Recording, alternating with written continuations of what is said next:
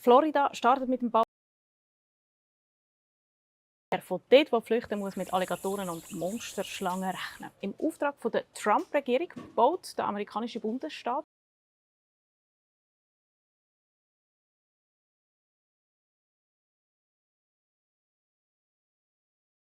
wo in Trump angeboten hat, das Gefangenenlager dort zu bauen. Surrounded by the Everglades down in South Florida, prevents the unique opportunity for a low-cost detention facility because the perimeter is already set by Mother Nature. A lot of people thought maybe it was just a joke, but no, we're serious. No joke. Angefangen mit Bauen haben sie nämlich diese Woche. Und zwar auf einem abgelegenen Flughafen, mitten in diesem Sumpfgebiet in der feuchten Tropenhitze. Es soll Platz für etwa 5000 Leute geben. Die inhaftierten Migrantinnen und Migranten leben dann in so Lastwagenanhängern. Erste Gefangene sollen schon im Juli dorthin gebracht werden. Das provisorische Gefangenenlager braucht die Trump-Regierung,